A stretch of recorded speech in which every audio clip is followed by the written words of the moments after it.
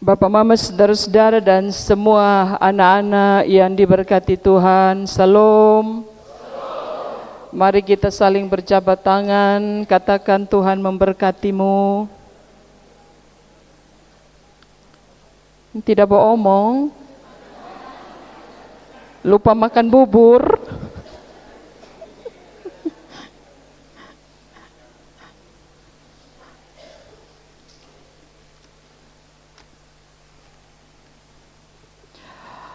Kekasih-kekasih Kristus, setiap mereka yang bersepakat untuk menikah, salah satu kerinduan mereka adalah punya anak.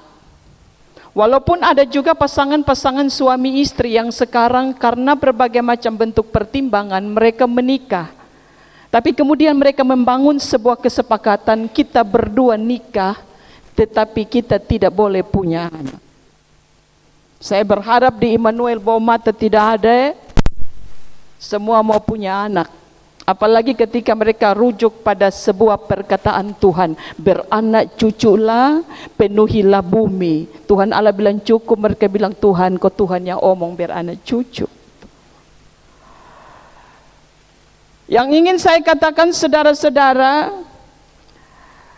memiliki anak itu bukan berarti masalah kita selesai. Tapi ketika saudara dan saya sebagai suami istri diberi anak oleh Tuhan, kita bersepakat, kita berkata anak itu anugerah. Anak itu bonus. Tuhan kasih, dia kasih.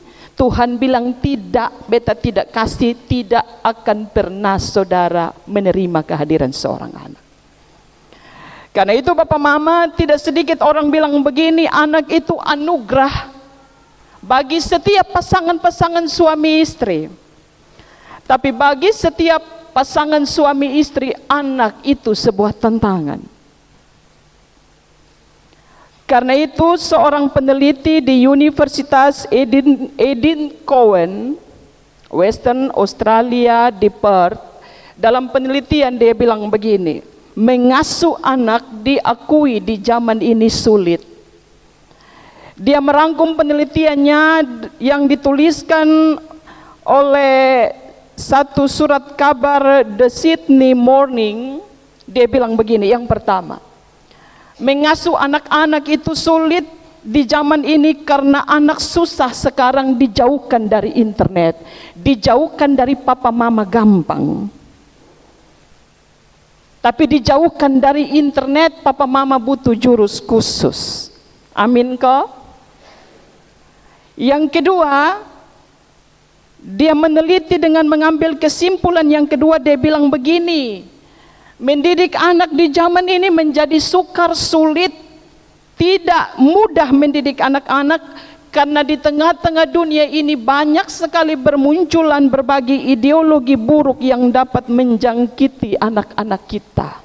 Ideologi buruk itu sebuah pemikiran yang kemudian dijadikan sebagai sebuah prinsip hidup, ideologi.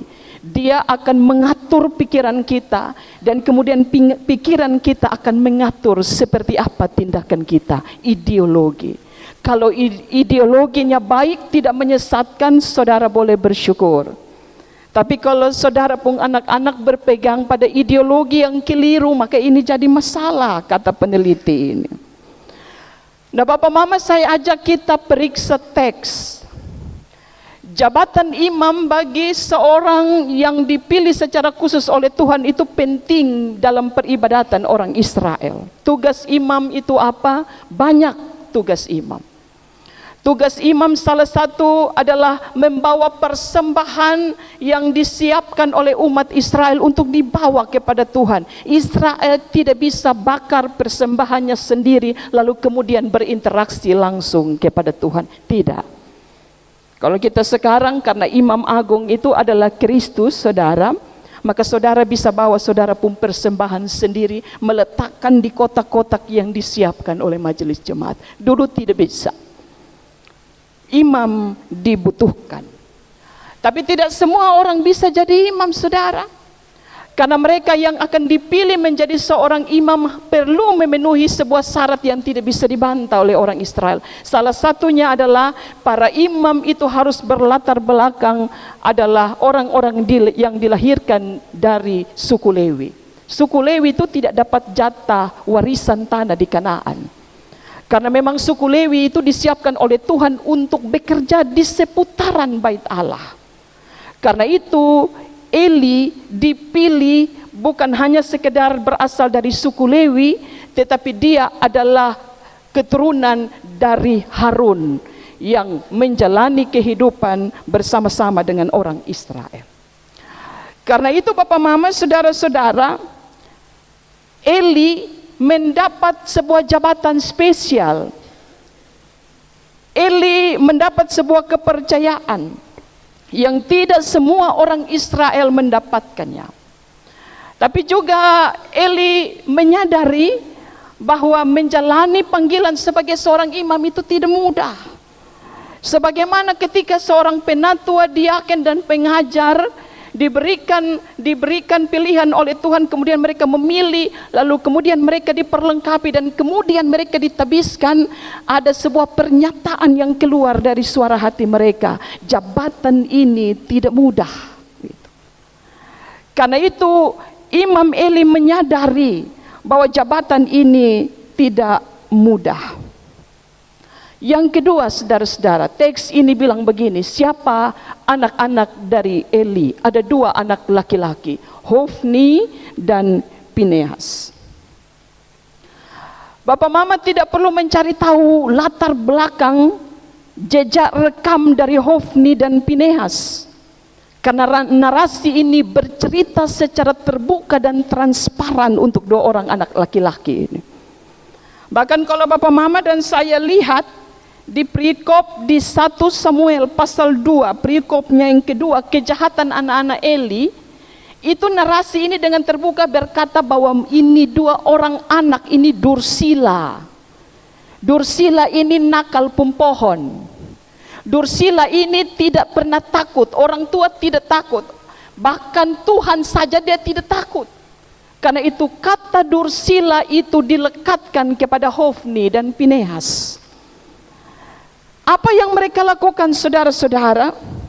Yang pertama, jabatan imam, kalau orang tuanya imam, maka jabatan itu ketika orang tuanya karena usia tidak lagi bisa melakukan tugasnya sebagai seorang imam atau karena meninggal dunia, maka jabatan imam itu bisa diturunkan kepada anak-anak mereka, yang tentunya harus juga memenuhi syarat. Apa yang dilakukan oleh Hofni dan Pinehas, yaitu karena jabatan imam dari depum papa dan mereka sementara diperlengkapi untuk menjadi seorang imam juga kelak menggantikan Eli, maka Hofni dan Pinehas tidak memaknai jabatan imam sebagai sebuah jabatan dalam panggilan mereka untuk menunjukkan ketaatan kepada Allah. Apa yang mereka lakukan? Kalau orang Israel itu bawa dua jenis korban, ada dua. Satu korban sembelihan, satu korban sajian. Korban sembelihan itu karena imam mereka tidak punya gaji, maka korban sembelihan ada bagian-bagian tertentu yang imam boleh ambil, begitu. Jadi imam karena tidak ada pekerjaan lain selain mengurus bait Allah dan kemah pertemuan, maka imam diluaskan untuk mengambil persembahan-persembahan itu dalam rangka memenuhi kebutuhan mereka.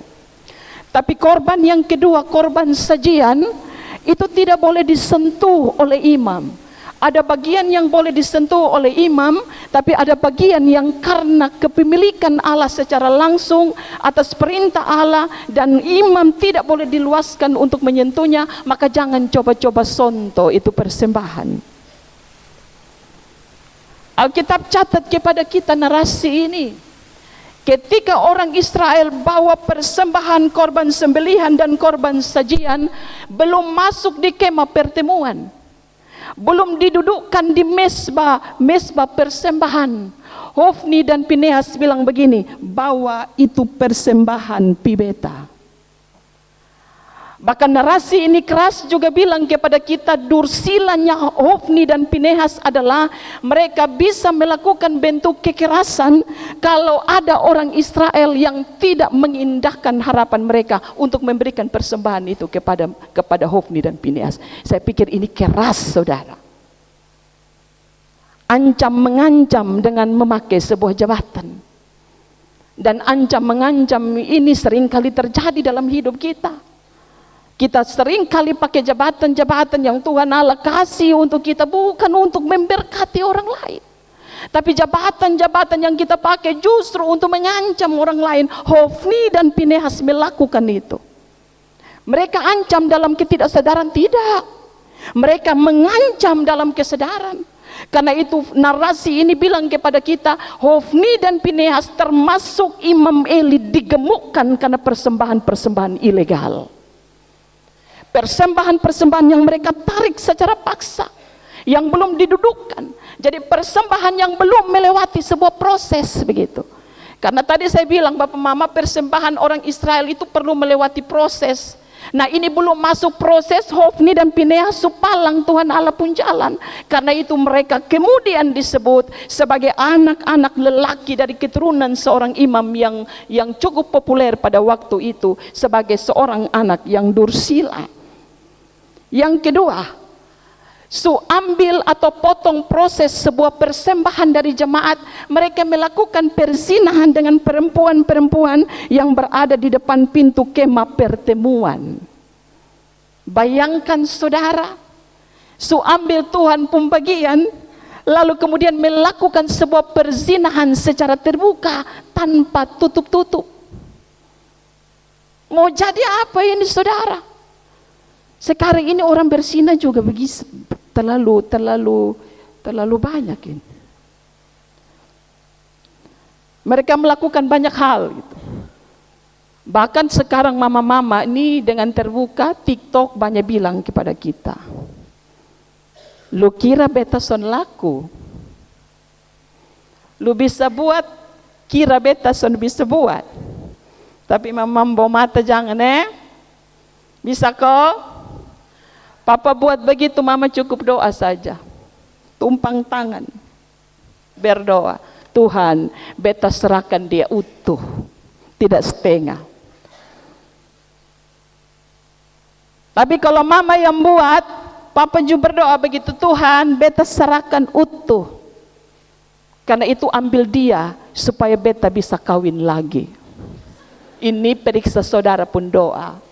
Doa tidak betul itu. Doa tidak benar. Doa kita kadang perlu dikoreksi. Seringkali Tuhan tidak jawab doa kita, itu bukan karena Tuhan tidak mau saudara. Tapi kadang Tuhan Allah tidak mau jawab kita pun doa itu karena apa? Karena kita salah berdoa. Pemuda-pemuda yang belum dapat jodoh angkat tangan. Mereka kalau begini mereka tidak mau angkat tangan. Kadang-kadang jodohmu jauh. Ya, saya pun tata usaha nih. Saya tidak mau sebut dia pun nama. Jodohmu jauh karena doamu salah.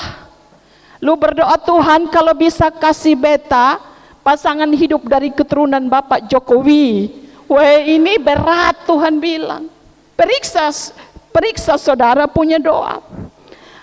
Jadi pertanyaan, Elia tahu kok tidak? Eli tahu kok tidak ini dua orang anak laki-laki dengan tindakannya. Eli tahu? Eli tahu Bapak Mama? Tahu. Bahkan ketika orang-orang Israel melihat semua bentuk dursilanya Hofni dan Pinehas, informasi itu selalu tertangkap oleh Eli. Bahkan sampai dia menutup mata di usia 98 tahun dengan menduduki jabatan imam selama 40 tahun. 40 tahun itu cerita tentang Hofni dan Pinehas pun kejahatan tidak pernah selesai. Kalau begitu kenapa kalau Eli tahu, kenapa Hofni dan Pinehas ini akhirnya harus mati? Bukan karena Tuhan merencangkan itu, tapi karena perbuatannya. Elia tahu Bapak Mama. Tapi kita kalau periksa teks Bapak Mama, sepertinya Elia tidak pernah lihat dengan matanya. Dia hanya mendengar bentuk kejahatan dari Hofni dan Pinehas. Dari mulut ke mulut orang Israel yang sebenarnya bisa dijadikan sebagai saksi dari kejahatan Hofni dan Pinehas. Tapi bagi Eli, sepanjang aku tidak melihat dengan mataku, maka Hofni dan Pinehas tetap menjadi anak-anak yang benar di matanya. Ini soal di sini. Eli hanya tangkap dengan telinga, tapi dia tidak pernah menangkap dengan matanya. Karena itu Bapak Mama, ketika dia mendengar di ayat pasal 2 ayat 23, Bapak Mama periksa teks pasal 2 ayat 23 di 1 Samuel, dia bilang begini, mengapa kamu melakukan hal yang begitu? Setelah dia mendengar berita tentang kejahatan dari orang-orang Israel, kejahatan dari Hofni dan Finehas dari orang-orang Israel. Kenapa? Gitu. Hanya bilang begitu saja, mengapa kamu melakukan yang begitu? Lalu kemudian dia bilang begini, janganlah begitu anak-anakku. Pertama pertanyaannya, mengapa? Lalu kemudian diikuti dengan janganlah begitu anak-anakku. Sadar saudara, ketika didapati saudara pun anak-anak itu berlaku menyeleweng dari nilai-nilai kekristenan dan norma-norma hidup, kebanyakan kita pun pernyataan orang tua, jangan begitu kakak. Jangan begitu. Harus begini. Jangan begitu. Ini kata Elia kepada Hofni dan Pinehas. Nah Bapak Mama saudara-saudara, ia memberikan teguran. Kalau teguran orang bilang Elia mungkin tidak. Elia tegur ini dua orang anak laki-laki. Kan itu dia bilang janganlah begitu. Itu teguran saudara. Nah Bapak Mama saudara-saudara,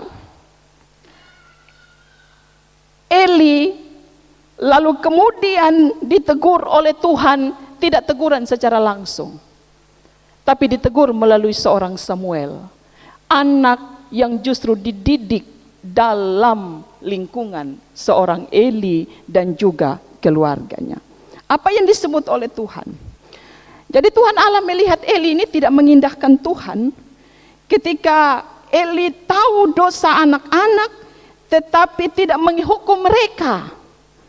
Jadi dia tahu dosa anak-anak, tapi dia tegur saja, tapi tidak memberikan hukuman. Kalau ada orang Israel yang melakukan kesalahan, Eli memberikan hukuman. Tapi kalau kepada anak-anaknya tidak. Karena itu kenapa kita selalu dengar di negeri ini, selalu ada istilah hukum tebang pilih. Ada hukum yang hanya diperlakukan kepada orang-orang khusus. Dan ada hukum yang akan disetel dengan berbagai macam bentuk kepentingan untuk menyelamatkan kelompok-kelompok tertentu. Eli tanpa sadar jatuh pada kondisi ini saudara-saudara. Eli dia menegur tapi tidak membereskan masalah. Berapa banyak saudara kita pun suara ini melengking naik, tegur anak-anak, tapi kita tidak membereskan masalah. Ingat, masalah tidak bisa dibereskan hanya dengan kata-kata saudara. Tapi masalah bisa beres ketika ada tindakan konkret. Ada tindakan konkret yang kita lakukan. Karena itu hari ini Bapak Mama, tema yang diberikan majelis sinode kepada kita di minggu pertama di bulan kebangsaan, mengakui Tuhan dalam kata dan tindakan. Berat orang tua lebih banyak pada kata. Tindakan kita tidak kuat bicara. Karena itu orang bilang begini, untuk menjadikan hidupmu dan hidup anak-anakmu, maka tindakanmu harus jauh lebih keras berbicara daripada kata-katamu. Daripada kata-katamu. Elia menegur tapi tidak membereskan masalah. Karena itu bertahun-tahun, semua yang dilakukan oleh Hofni dan Pinehas itu Seakan-akan seorang penafsir dia katakan ada unsur pembiaran dari seorang Elia untuk dua orang anaknya. Satu, tidak indahkan Tuhan, membiarkan Hofni dan Fineas jatuh pada kesalahannya. Yang kedua adalah tidak menghormati Tuhan karena tidak menegur bagian-bagian yang tidak boleh dilangkahi oleh dia dan keturunan-keturunannya. Papa Mama, percayalah, tidak ada kesalahan yang saudara dan saya lakukan yang tidak berdampak. Kalau banyak pernyataan bilang begini, tidak ada setiap kebaikan yang tidak berdampak. Maka hari ini saya akan bangun dalam sebuah konotasi negatif. Tidak ada sesuatu yang tidak ada kesalahan yang tidak akan pernah tidak berdampak untuk hidup saudara dan keluarga saudara. Karena itu kesalahan yang diakumulasi hampir 40 tahun berpuncak ketika Tuhan dudukkan Samuel, kau pergi, kau bicara dengan Elia, aku sudah muak melihat Elia dengan depo anak-anak. Ini akumulasi dari sebuah kesalahan yang ditimbun bertahun-tahun. Negara ini juga ada banyak sekali hal yang bisa kita pelajari. Akumulasi kejahatan yang dilakukan itu hasil dari sebuah pikiran atau perasaan yang dipendam dari sebuah ketidakpuasan, baik itu masyarakat bahkan orang-orang kecil, termasuk saudara dan saya. Kadang itu kenapa orang sampai ada demo, sampai ada yang bakar bendera, itu akumulasi dari sebuah ketidakpuasan yang ditimbun bertahun-tahun, yang tidak dibereskan, tetapi hanya sampai pada tahap dibicarakan dan didialogkan. Hofni dan Pinehas melakukan itu, Papa Mama. Karena itu kesalahan yang selalu berdampak bagi kehidupan Eli dan keturunan adalah satu, Allah ambil kembali jabatan itu dalam keluarga Eli. Kalau Tuhan kasih jabatan itu karena kesalahan, Tuhan ambil pulang. Karena itu dia bilang, tidak akan ada dari keturunan engkau Eli yang akan kududukkan menjadi seorang imam. Yang kedua, dampak dari kesalahan yang cukup luar biasa itu adalah tidak ada seorang pun dari keturunan Eli, termasuk Hofni dan Fineas, termasuk Eli sendiri, yang akan berdiri menjadi seorang kakek. Itu berarti cucu ada, maka kakek tidak ada, bayi tidak ada, opa tidak ada, karena mereka punya pendek, mereka punya usia dipendekkan oleh Tuhan karena tindakan mereka. Kalau Bapak Mama dan saya periksa, Pinehas punya anak itu ada, diberi nama Ikabod. Tapi kapan dia dilahirkan? Justru ketika dia dilahirkan itu Bapak Mama, Hofni dan Pinehas sementara bertempur dengan orang Filistin dalam perebutan tabut perjanjian, tapi karena kekalahan orang Israel, maka tabut perjanjian itu direbut oleh bangsa Filistin. Lalu ketika mereka merebut tanah tabut perjanjian, Papa Mama, orang Filistin merebut tabut perjanjian, maka matilah Hofni dan Fineas. Di mana Eli? Waktu Eli dengar dia punya anak Hofni dan Fineas mati dalam peperangan melawan orang Filistin, maka kagetlah dia, jatuh dari kursi, leher patah dan mati. Lalu ketika istri dan Pinehas mendengar bahwa dia punya suami meninggal, dia sementara ada dalam waktu untuk bersalin, maka ketika dia mendengar, kagetlah dia, lalu kemudian dia melahirkan karena keadaan psikis yang terganggu. Jadi ketika istri Pinehas melahirkan Ikabod, anak itu diberi nama Ikabod bin Pinehas, dia dilahirkan tepat ketika Pinehas meninggal dalam pertempuran melawan orang Filistin. Tidak ada satupun yang bisa berdiri menjadi papa, tidak bisa berdiri menjadi seorang kakek, karena itu salah satu hukuman Tuhan yang tidak bisa dibatalkan.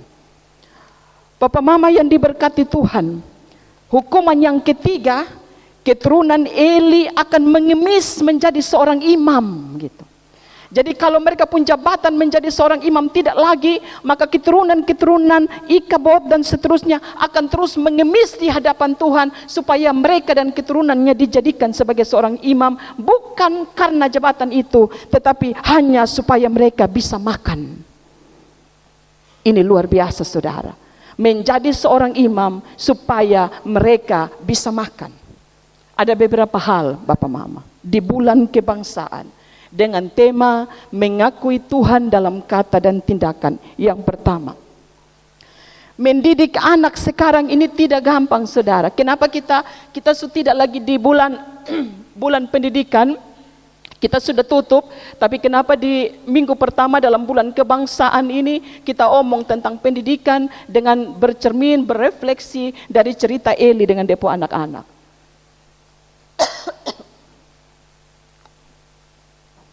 Karena dari kuatnya satu bangsa, Bapak Mama, itu ditentukan oleh keluarga. Kuatnya sebuah jemaat itu ditentukan oleh keluarga. Karena itu kenapa lini terkecil ini kalau tidak diatur secara serius, bobrok sebuah jemaat dan bobrok sebuah bangsa atau negara itu tidak akan pernah dapat dipungkiri. Mendidik anak-anak karena tidak gampang, maka selalu orang bilang begini, mendidik anak itu harus cerdas, tapi juga harus keras, saudara. Tidak ada satu pekerjaan yang hanya bisa dilakukan hanya dengan kecerdasan, tidak, tapi juga harus dengan keras. Keras ini bukan pukul mereka, tidak, saudara. Tidak sedikit papa mama kita orang tua, kita mau kita anak-anak cerdas, maka kita mau supaya mereka pendidikan baik, maka kita menyekolahkan mereka dengan tidak hanya keras tetapi juga cerdas. Karena itu kita sekolahkan mereka di sekolah-sekolah yang paling tidak bisa menolong kita untuk membuat mereka bisa lebih baik dari segi kematangan intelektual tetapi juga kematangan spiritual. Eli itu dia lulus di ibadah raya, tapi dalam ibadah hidup dia gagal. Eli dari segi jabatan sebagai seorang imam, dia lulus. Saya mau bilang dia lulus cum laude sudah, itu super dari jabatan imam untuk ibadah raya. Tetapi dia gagal melihat anak-anak hidup mereka. Bapak mama, menegur anak yang salah itu perlu. Kadang orang tua juga bilang begini, su capek nih mama. Firman juga bilang kepada kita berulang-ulang. Bukan omong 1-2 kali. Bukan omong 15 kali, tidak. Berulang-ulang. Karena itu ungkapan capek itu jangan pernah keluar dari mulut saudara. Karena apa? Karena Alkitab bilang berulang-ulang itu berarti tidak omong tentang nominal angka. Tapi omong tentang sebuah proses yang harus berjalan terus-menerus untuk supaya apa? Supaya anak-anak kita itu menjadi anak-anak yang punya iman, yang normanya baik, yang etikanya juga baik. Satu pepatah bilang begini, hati-hati dengan pikiran, karena pikiran itu akan membentuk ucapan. Hati-hati dengan ucapan, karena ucapan itu akan membentuk tindakan. Dan hati-hati dengan tindakan, karena tindakan itu akan membentuk kebiasaan. Dan hati-hati terhadap kebiasaan, karena kebiasaan akan membentuk karakter. Hati-hati terhadap karakter, karena karakter akan membentuk nasibmu. Nasib Hofni dan Fineas mati dengan tragis, bukan karena Tuhan, tapi karena kebiasaan makan bagian Tuhan. Makan bagian Tuhan. Seorang psikolog sosial, Eric Fromm, dia bilang begini, cinta itu adalah keputusan bukan perasaan. Kalau saudara mencintai, saudara punya anak-anak, ini bukan omong tentang perasaan, tapi ini omong tentang keputusan. Kapan saudara harus menunjukkan cinta dalam sebuah keputusan yang tepat untuk menghajar mereka, tapi menghajar dengan kasih sayang. Memang sekarang kita ini kalau pukul anak ham. Karena orang tuanya takut ham. Akhirnya karena orang tua, papa bilang, tidak, dia hantam dia mama. Kadang mama tidak dapat hantam Bijael, kadang Bijael tidak dapat hantam emosi jiwa dan babi. Babi bilang, beta salah di mana? Anak yang nakal, beta yang kena. Tolong Tuhan ampuni ini orang. Nah, Bapak Mama, saudara-saudara, Erich Fromm dia bilang begini, lawan cinta itu bukan benci, tapi lawan cinta itu ketidakpedulian. Lawan kehidupan itu bukan kematian, tapi lawan kehidupan itu ketidakpedulian. Selama orang tua tidak peduli terhadap anak-anak dan membiarkan mereka bertumbuh secara alamiah, sebenarnya saudara tidak pernah cinta terhadap anak-anak. Amin kok? Karena itu kalau cinta kepada anak-anak, maka pedulilah terhadap mereka. Ada saat di mana engkau menegur dengan kata, tapi ada saat di mana engkau menegur dengan tindakan.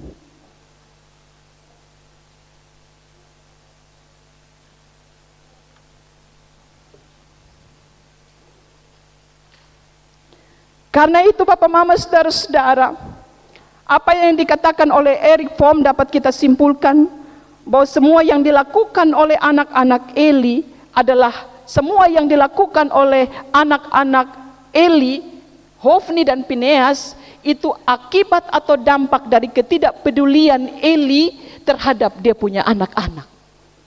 Tidak peduli, hanya kasih makan mereka, lalu kemudian tidak buat apa-apa untuk mereka. Bapak Mama, berapa kali Bapak Mama dong peluk anak-anak? Jangan hanya peluk mama sah. Berapa kali? Om Andi berapa kali peluk anak-anak? Ya? Tiap hari. Saya pasang kacamata berbahaya supaya bisa lihat. Berapa kali saudara peluk anak-anak? Jangan sampai ulang tahun juga tidak peluk. Sebuah riset membuktikan setiap pribadi manusia membutuhkan 6 kali pelukan dalam satu hari. Pelukan itu terapi, saudara. Kalau saudara pukul anak-anak dengan tindakan, maka jangan lupa peluk mereka, karena pelukan itu akan menolong mereka untuk mengerti bahasa dari sebuah tindakan. Peluk. Coba ada yang duduk sekarang ada istri kok, dan suami peluk istri. Lihat di samping, jangan sampai salah le peluk orang pu istri. Ini beta juga susah nanti, beta perkara le memasukkan jemaat dalam pencobaan. Peluk anak-anakmu 6 kali, bukan 1 tahun waktu mereka apa? Mereka ulang tahun. Cium itu iya, peluk. Anak-anak itu kalau tidur, bangun, papa itu jangan langsung lihat bapak dong pembijael. Ingat, bijaelmu tidak menjadi masa depan saudara. Jangan turun dari tempat tidur lihat itu babi sudah anak habis kok belum. Perlu juga saudara. Tapi ada waktu di mana saudara buka ini mata, lihat anak-anakmu masih tidur, peluk mereka dan bilang, Tuhan tolong beta pun anak, jadikan dia anak-anak yang baik. Itu yang orang bilang selalu begini, mengakui Tuhan dalam kata dan tindakan. Kalau saudara tidak serius saudara punya mengurus saudara punya anak-anak, saudara tidak sementara sedang mengakui Tuhanmu sebagai Tuhan yang hidup. Karena itu mari kuat di dalam kata, tapi juga kuat dalam tindakan.